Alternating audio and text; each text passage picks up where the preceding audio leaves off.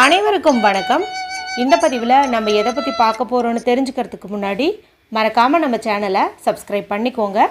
கூடவே பெல் பட்டனையும் கிளிக் பண்ணிவிட்டு ஆளுங்கிற ஆப்ஷனை கொடுத்துட்டிங்கன்னா நான் போடுற வீடியோக்கள் எல்லாமே மிஸ் ஆகாமல் நோட்டிஃபிகேஷனில் வரும். இந்த பதிவு ரொம்ப ரொம்ப முக்கியமான பதிவு அப்படின்னே சொல்லாங்க.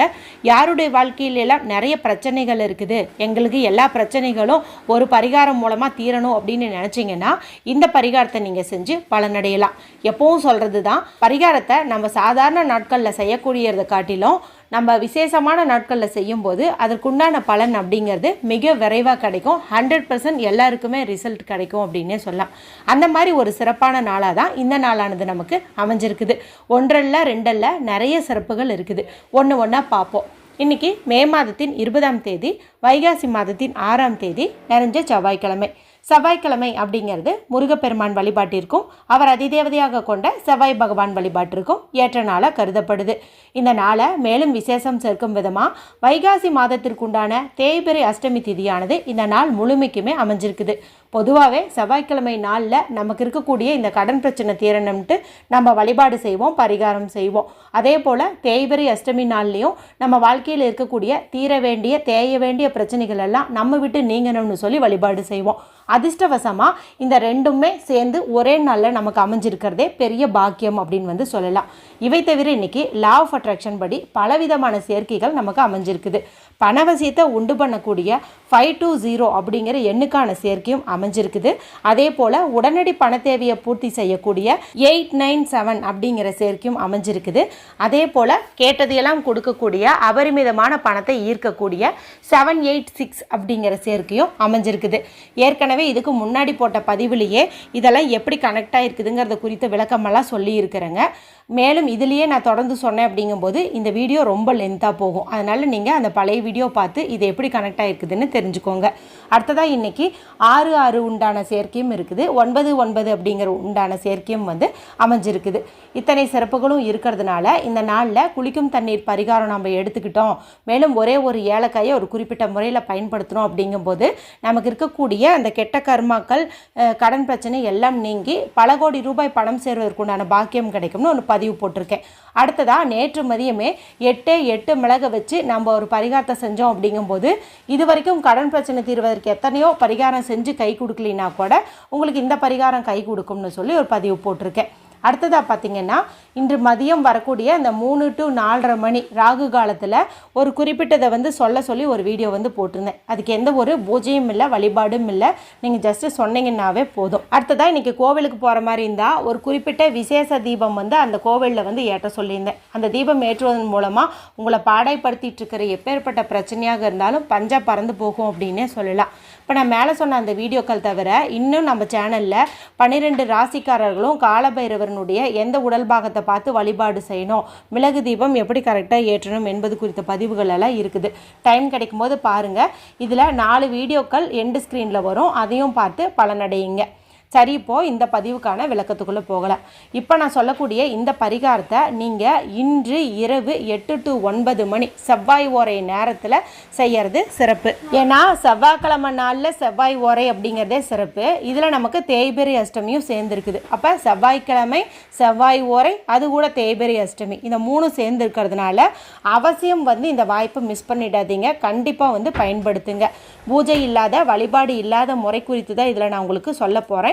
அதனால் பெண்கள் இதை பீரியட்ஸ் டைமில் இருந்தாலும் தாராளமாக செய்யலாம், பிறப்பிறப்பு தீட்டு இருந்தாலும் தாராளமாக செய்யலாம், வீட்டில் அசைவம் செஞ்சுருந்தீங்க சாப்பிட்ருந்தீங்கனாலும் தாராளமாக செய்யலாம். இரவு 8 to 9 மணி அப்படிங்கும்போது நாங்கள் வெளியில் போகிற மாதிரி ஒரு பிளான் வச்சுருக்கிறோமே, எங்களால் அந்த டைமிங்கை ஃபாலோ பண்ண முடியாதே அப்படின்னு நினைக்கிறவங்க இதோ இப்போ இந்த வீடியோ பார்த்த உன்னையுமே கூட நீங்கள் தாராளமாக செய்யலாம். ஆனால் பாசிபிலிட்டி இருக்குது அப்படிங்கிறவங்க இரவு 8 to 9 மணிக்கு அவசியம் செஞ்சு பலனடையுங்க. சரி, இது எப்படி செய்யணும், இதுக்கு தேவையான பொருட்கள் என்னன்னு பார்த்தலாம். இதுக்கு நமக்கு ஒரு சொம்பு தண்ணீர் அல்லது ஒரு டம்ளரில் தண்ணீர் தேவைப்படுது. இந்த டம்ளரானது சில்வரோ, பீங்கானோ, பிளாஸ்டிக்கோ, காப்பரோ எதுவாக வேணாலும் இருக்கலாம், அது உங்களுடைய விருப்பம். அதே போல் இந்த தண்ணீரானது குடிக்கக்கூடிய தண்ணீராக தான் இருக்கணும்ன்ட்டு அவசியம் கிடையாது. நீங்கள் பைப்பில் வரக்கூடிய சாதாரண தண்ணீரையை கூட நீங்கள் பிடிச்சிக்கோங்க. ரொம்ப வலிய பிடிக்காதீங்க, ஓரளவுக்கு பார்த்து கரெக்டாக பிடிச்சிக்கோங்க. அடுத்ததாக நமக்கு ஒரு பேப்பர் வந்து தேவைப்படுது. எந்த ஒரு கோடுகளும் இல்லாத பியூரான அன்ரூல்டு ஒயிட் ஷீட் வந்து தேவைப்படுது. இது வந்து நீங்கள் எடுத்துக்கோங்க. இதில் எழுதுவதற்கு ரெட் கலரில் இங்க் வரக்கூடிய பேனா, ஸ்கெட்ச் பென்சில், மார்க்கர் வந்து தேவைப்படுது. ஏன்னா செவ்வாய் பகவானுக்கு உரிய நிறம்னு பார்க்கும்போது சிகப்பு, அதனால தான் இந்த கலரில் வந்து நம்ம எடுத்துக்கிறோம். இப்போ முதல்ல இந்த ரெண்டையும் வந்துட்டு நீங்கள் எடுத்துக்கோங்க. வீட்டில் அமைதியான இடத்துல உட்காந்துக்கோங்க. யாருக்கிட்டையும் பேசாதீங்க, டிவி பார்க்காதீங்க, மொபைல் பார்க்காதீங்க. மனசை நல்லா ரிலாக்ஸ் பண்ணிக்கோங்க. இப்போ நீங்கள் எடுத்து வைத்த இந்த பேப்பரில் ஒரு எனர்ஜி சர்க்கிள் வந்து போட்டுக்கோங்க. அதாவது கேப் இல்லாத மாதிரி ஒரு வட்டம் போட்டுக்கோங்க. இப்போ அதுக்குள்ளே நான் கொடுக்கக்கூடிய இந்த பவர்ஃபுல்லான சுவிட்ச் வேர்டை வந்துட்டு நீங்கள் அப்படியே வந்து எழுதுங்க.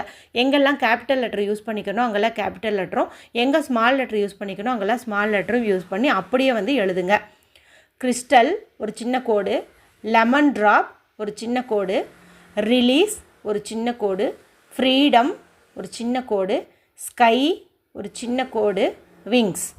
Crystal, lemon drop, release, freedom, sky, wings.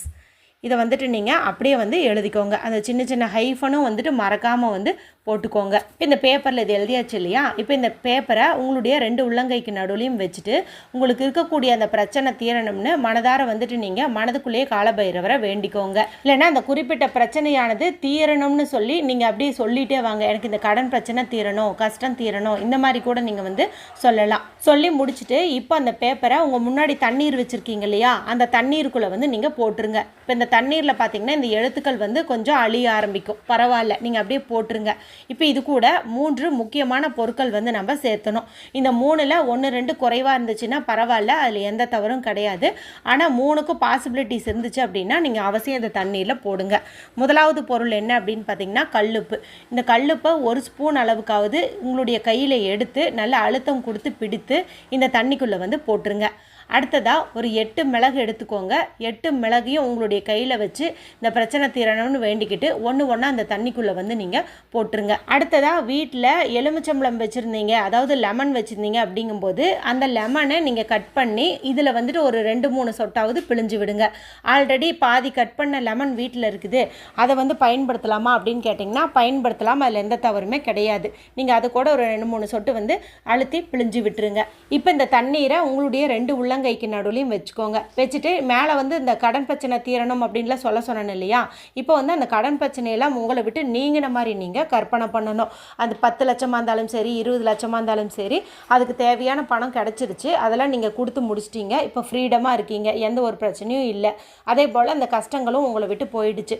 இந்த மாதிரி வந்துட்டு நீங்கள் கற்பனை பண்ணுங்கள். இவ்வளோ நிமிஷம் தான் அப்படின்ட்டு இல்லை, எவ்வளோ நேரம் முடியுமோ அவ்வளோ நிமிஷம் வந்து நீங்கள் கற்பனை பண்ணுங்கள். நம்பிக்கையோடு வந்து கற்பனை பண்ணுங்கள். அதன் பிறகு இந்த தண்ணீரை நீங்கள் எடுத்துகிட்டு போயிட்டு ஏதாவது ஒரு இடத்துல பத்திரமா வச்சுருங்க. உங்களுடைய பெட்ரூமில் வைக்கலாம், இல்லைனா கிச்சனில் வைக்கலாம். இதை வந்து மூடி வைக்கணும்னு அவசியம் கிடையாது, திறந்த மாதிரியே வைங்க. இன்றைய நாள் முழுக்க வந்து அது அப்படியே இருக்கணும். சிந்தாத மாதிரி பார்த்து பத்திரமான ஒரு இடத்துல வச்சுருங்க.